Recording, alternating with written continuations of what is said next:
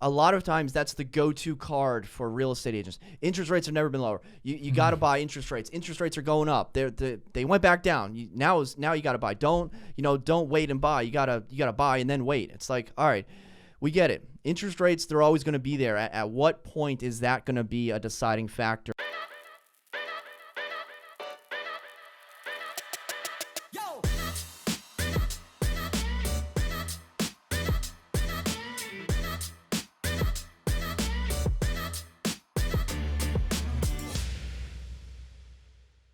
How's it going, everyone? Welcome back to another episode of the Sean and Matt Show. My name is Matt, that is Sean, and welcome to our show. Sean, Thursday, February the 18th, we're getting some snow outside. Is this going to be the last snow of the winter? You know, I've been surprised this year. We've actually had in the last, 3 weeks? We've had like 3 or 4 different storms. It's always February. I know. It's crazy. So I would probably bank that this is probably the last one. I think I'll bet. How much you want to bet? I will bet you one district taco burrito. Oh, man. Let's do it. It's on. Right. Texas is getting the worst of it. Yeah. But in today's video, we're going to be talking about 3 topics going on in the real estate industry. 1, a 3D printed house has hit the market. 2, London's skinniest house is for sale. Skinniest in London and maybe skinniest in a lot of places. And then 3, how a rise in interest rates may actually be beneficial to buyers. What? That sounds backwards. Mm-hmm. Let's start with the 3D printed house. Have you heard about this? I heard about it. I didn't read the article. I saw a quick thing about it, but yeah, teach me. Let's go. There is a development company, SQ4D, printing houses that you can live in. Welcome to the future. So they printed...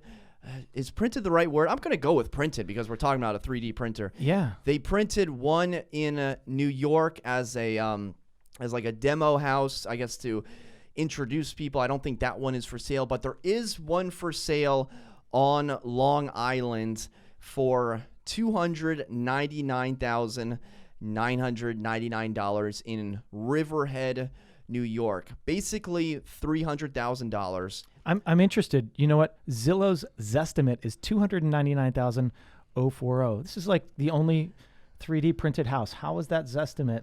How are they getting that Zestimate? The algorithms? Do they know it? Are they experts at 3D printed know, houses? So. Did someone from Zillow go into the house and estimate that? Yeah. So a 3D printed house. What I was going to get to is the beds. 3 beds, 2 baths, 1,400 square feet. It looks like it is one possibly. I should know this. I'm not going to speculate. If I find it, I find it. But it looks like a starter home. By the way, I just learned that starter home may be offensive. What isn't offensive anymore? So starter home. If I call your house a starter home, please take no offense. Every house is a starter home for some people, and every house is a dream house for other people. Absolutely. So, my dream home may be your starter home and vice versa. So, with that being said, hashtag 2021, this looks like an amazing starter house.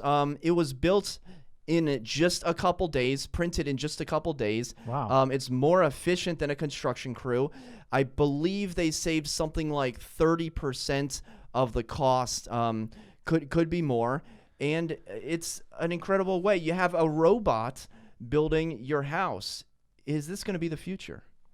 Could be if they get that efficiency down. Now, the thing is, where is it? So I'm assuming they have a plan and they plug it into the computer and then it starts printing. So is it plastic, right? Usually 3D printers are with plastic. Concrete.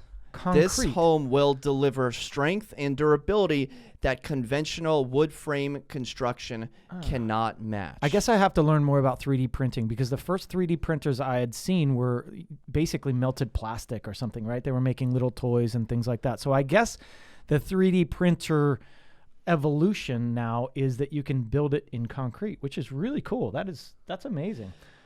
So they just, I guess, put the plan in the computer. Is there any video on how that all works? And did you see anything? There is a video on how it works. And if you're watching on YouTube, I'll throw up part of the video right now. It's essentially you have the floor plan and then this ginormous printer just builds the floor plan with all the walls. That's interesting. Now, does it do it in place at the site, or is this something that is done inside a factory and then that's moved over to it? Did you see It that? appears to be built at the site. Wow, that's cool. Because if I think they just built it somewhere else and then moved it, is that a modular home? Is that Yeah. Is that how you'd classify that? That is crazy. Oh, and it looks like it's built in layers too. So like a layer will be on top of the next in the cement layer. That's pretty neat. What's also interesting is that the house has been on Zillow for, 23 days. It has 140,000 views, 3,000 saves, which are astronomical numbers. Now, I don't think that this one has been built yet. I think that they built the demo house to say, hey, this is how it's going to be built, and then they've listed the new construction house, which you can buy, and it's just in the process of being built.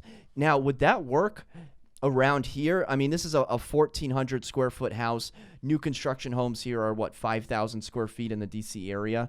I don't know if you can extrapolate that process at this point, but it's certainly something to keep an eye on if you can tell me that you're saving time and money, especially with the cost of lumber going up for new construction. Yeah, and the scarcity of it with everything that's going on. I think that this could be the future. That's a really cool idea. You think about the convenience of just having this thing set up and building your house in front of you without having to go get the material. I guess you got to feed the concrete. Is this a special type of concrete? Does it say anything about what exactly this is made of? I'm not sure. Yeah, so we'll have to look into that. But really neat idea. Yeah, you definitely couldn't do it here because what happens here is the lots are so expensive. You need to build a big house. You can't build small places on big lots.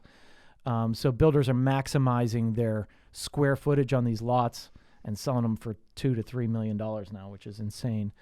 But really cool concept. And the thing is, you don't be deceived by the days on Zillow because new construction places, that's kind of how it happens. They'll sit on there. There's nothing to really sell except the lot and the idea. So that's kind of why it's only been on 22 days, right? But right. Yeah. So those days on market will go up, but once somebody, and the thing is they can resell that. They're probably using this listing to sell other lots maybe in that area. Pretty cool. Cool. So our next topic is London's thinnest house is for sale for over €1 million. This article is a few weeks old, but this house is only 5 feet 6 inches wide at its narrowest point. I'm going to call it 6 feet just to exaggerate on the other end of the spectrum. But in the video where the selling agent is walking through, Sean, he puts his arms out to reach both sides, and he can kind of only go like this before he's touching both walls. It is fascinating to see. It's on 5 levels. It is in the Shepherd's Bush neighborhood of London. Are you familiar? Have you been to London? I've been to London many times, but I don't recall Shepherd's Bush. It's a little out on the western side of London, so not downtown, but it's being listed for or back on the market for $1.1 million, which Wow. is about $1 million US. I wonder how deep that is and how many square feet. Does it say how many square feet? That price per square foot is got. Honestly, it's in metric, and I'm just lost. Yeah, that's true. It's all metrics, but it's 5 levels. That's crazy. So it's not something where you have this massive floor plan. It's 5.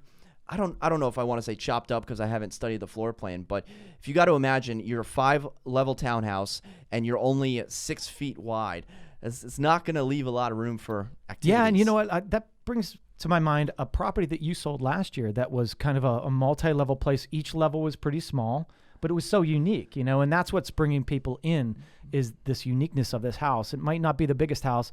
It's probably priced, super high on a price per square foot basis, but it's so unique that it's going to sell. That's why it's going to sell, is because somebody's going to say, this is the coolest thing, I got to have it, right? Look, it's got a garden. It's got a rooftop. Crazy. It's basically like just a door and then a window above it and then a window above it, I just right? watched Notting Hill, Yeah. And it kind of reminds me, Hugh Grant, Julia Roberts. yeah.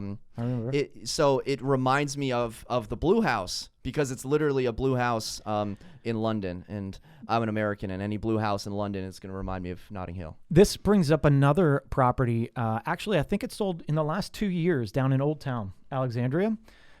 I think it's like on Prince Street or something, where it's a super skinny row home, just like this. And so it was for sale, and I remember talking about it, and it was like, a pretty hefty price to pay, but again, super unique. And I think it was only 8 feet wide, something like that. Wow. I'll look up the listing and we'll put it up here.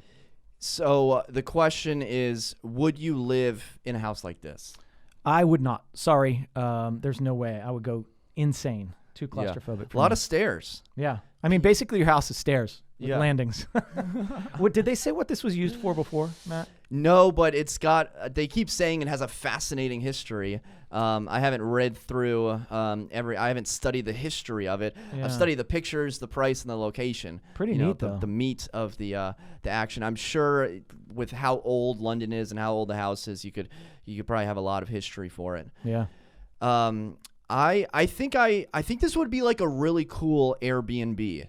I would definitely, if I was going to London and I would need to be in this neighborhood or area for some reason, and take the tube, into the downtown and spend like $20 on 20 quid Mind the gap. to go watch the Wombats play or something. Just trying to be a local. You're actually that's a really I smart. would stay here. That's a really smart concept. Airbnb, that thing will be booked constantly just because it's intriguing. The novelty. That's a novelty. Yeah. And I've lived in some weird places. Like one of my last apartments I lived in, 250 square feet underground. I remember that place. So just it was amazing. think about it. It was like going down, man, it was like going down into like a hole, right? Yeah. The stairs were like this weird. It was a great location. It was right behind Spider Kelly's Don Tito. I like challenges. Yeah, And if I can live in 250 square feet, one summer I didn't even have AC. So if I can live in 250 square feet in Arlington with no AC, I will never, ever complain about any sort of property. I'm showing buyers, this place looks too small. I'm like, yeah, you're right. Yeah, this 4,000 square foot house is tiny. Yeah, it's I good. think the landlord paid you to live in there, didn't it? I mean, that he should have with some of the things I had to deal with. So our third article that we're going to talk about comes from Housing Wire, and it appears to be more of an opinion piece. And the article says, we need higher mortgage rates to cool the housing market. Now, if you talk to any real estate agent, they will tell you interest rates 2021 compared to interest rates 2019, look how much more house you can afford. Oh, yeah. And Sean, they've been doing a really, really good job. They, as in the agents, telling buyers that, because there are so many buyers right now. Your property, the Slam Dunk Townhouse, had 10 offers on it, many of them way exceeding the list price of $459,900. We're almost at a point where there are simply too many buyers and not enough listings. So the article goes on to say, with everything happening in the pandemic, would a rise in interest rates actually help and correct? I don't want to say correct. Would it temper the excitement on the buyer's side to help even out the market ever so slightly? I don't know. My agent told me about that whole, hey, the interest rates are low, buy bigger, buy more. And I did that exact same thing. Did it work? I bought bigger, I bought more expensive. But I don't know that this would temper the market, because what's happening right now is the supply. There's no supply. So it doesn't really matter where interest rates are going to go. Yeah, it would, stop some people, but they're just going to go to a different route, right? So they might buy a little smaller because the interest rates are lower and there's less affordability in the market. But I don't know. I think that right now we're ridiculously low. Going up to 4% is still low, and I think it's just going to push them down. The problem right now is scarcity. There's just nothing on the market. So that's what's driving things. Yes, you could see that, a higher interest rate could push it up, but there's just too many buyers out there. The article says that purchase applications for mortgages are averaging 12.8% year-over-year growth from last year. More people are applying for mortgages. Do you think when home buyers in the 1970s and 80s were getting a loan and their agent was like, listen, 16%. This is historically low. This is amazing. Yeah. Do you think buyers were like, oh, I need to get in now at 16%? Or did they not care? I mean, I don't know. It was before my time. It may be a hypothetical question. Yeah, I mean, at that point, houses were, I think my parents bought theirs for $30,000, so it's a complete different thing. Yeah, you're still spending a lot on interest, but your prices were totally different. I think I don't think it's going to stop it, to be honest. I think a slightly higher interest rate, there's still tons of buyers out there. If anything, it'll probably push people to say, oh my gosh, they're going up. Let's get in. We got to get in. It might drive more traffic to the already scarce population of housing. What if interest rates were like 10% or 11%? Is that even possible? Because inflation is not going to stop. There's been a lot to say about Bitcoin and about, can you trust the American dollar? I've seen these articles out there of like the American dollar, blah, blah, blah, blah, blah. Like, what if interest rates do increase trifold? Well, that's definitely going to stifle the market. I mean, if we're going from a 2.5% to a 7.5% to 10%, yeah, I mean, we've got problems if that's happening. And I'm no economist, but we got bigger problems and things are going to start falling altogether. So if we went up to 10, yeah, we're done, right? The market's going to slow down. If it's going 3-4%, I think it's driving traffic to get in before they go higher.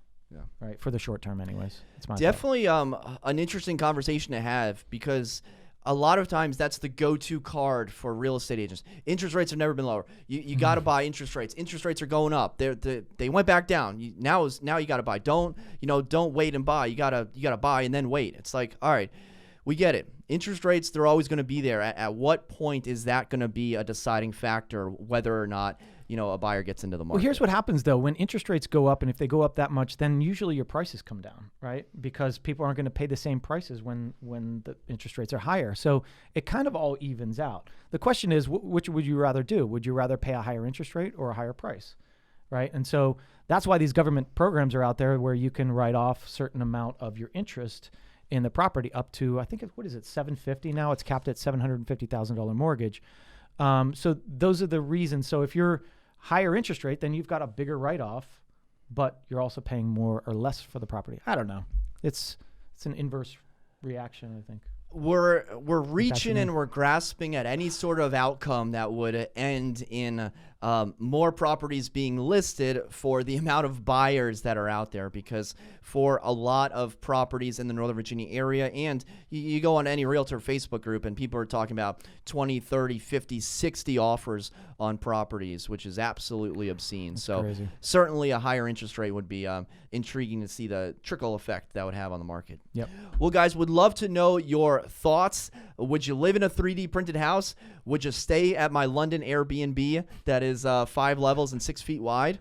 And does interest rates really have that big of an effect on a buyer? If you're in the market, would love to know your thoughts, comments, opinion on that. You can drop it in the comment section below. And for Sean and myself, thank you so much for watching. Until next time, we'll see you then. Take care.